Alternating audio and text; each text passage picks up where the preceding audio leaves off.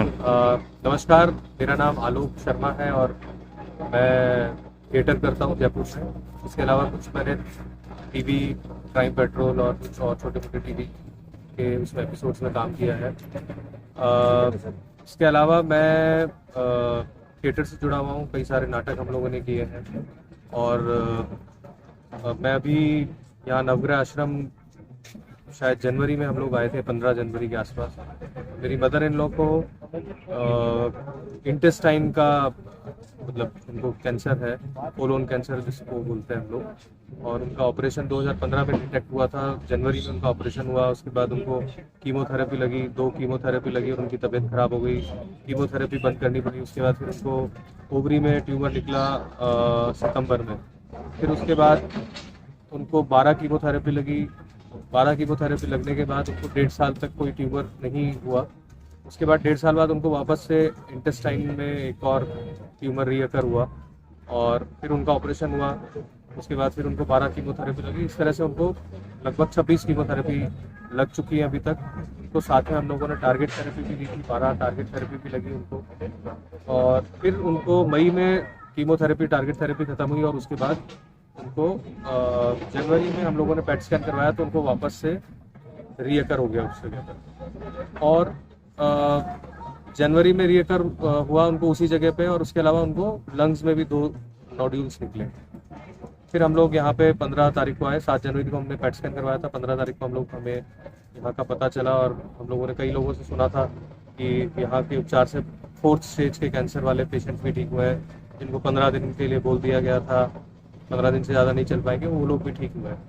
तो हम लोग उस विश्वास के साथ यहाँ पर आए नवग्रह आश्रम में। हम लोगों ने लेक्चर सुना। वो जो लेक्चर होता है वो लगभग आधा घंटे से 45 मिनट के बीच का होता है। वो लेक्चर उतना ही महत्वपूर्ण है जितना बाकी की चीज़ें हैं। वो लेक्चर दवाइयों जितना ही महत्वपूर्ण है, बिकॉज उसके अंदर जो चीज़ें बताई जाती हैं वो आपको पूरी विधि बताई जाती है कि दवाई कैसे लेनी है, क्यों लेनी है, उसका क्या कारण है, ये इतने समय बाद लेनी है तो क्यों ज़रूरी है। तो वो लेक्चर बहुत ज़्यादा इम्पोर्टेंट है, उसकी इम्पोर्टेंस बहुत मतलब ज़्यादा है। फिर हम लोगों ने वो पूरा लेक्चर सुनने के बाद दवाइयाँ ली, यहाँ से दवाइयाँ लेके गए हम लोग और उनकी दवाई चालू करी। इसमें ये लोग अन्न वगैरह बंद कर देते हैं, तो जो व्रत में जो आदमी खा पी सकता है वो लोग वो खाना पीना उसका चलता है। उसके साथ ये औषधियाँ चलती हैं सुबह और शाम की, और इसको बिल्कुल नियमित रूप से लेना होगा तभी इसका कुछ फ़ायदा होगा, और परहेज भी उतना ही महत्वपूर्ण है। हम लोगों ने वो स्टार्ट करी, हमारी मदर इन लॉ ने स्टार्ट करी, और उसके बाद वो अभी तक वो दवाइयाँ ले रही हैं।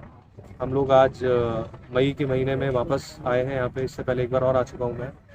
तो उनको ओवरऑल उनके स्वास्थ्य संबंधी उनको कोई प्रॉब्लम नहीं है।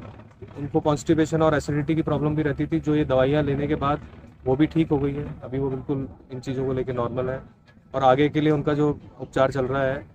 और मैंने ऐसा सुना है कि किसी भी एक कैंसर पेशेंट को 6 से 8 महीने का उपचार लेना पड़ता है, क्योंकि ये धीरे धीरे क्योर होता है। तो हमें ऐसा लगता है कि वो ठीक हो रही हैं और आगे मतलब जल्दी से जल्दी वो ठीक हो जाएंगी। बस धन्यवाद। मेरा यही कहना है कि आप लोग भी नवग्रह आश्रम पे भरोसा रखें, और एलोपैथी और उस सब का उपचार तो हम लोगों ने करा के देख ही लिया है। अब हमारे को ऐसा लगता है कि इतने ऑपरेशन हो गए, इतनी कीमोथेरेपी लगी है, तो ये ज़्यादा उचित रहेगा कि हम लोग आयुर्वेद का सहारा लें।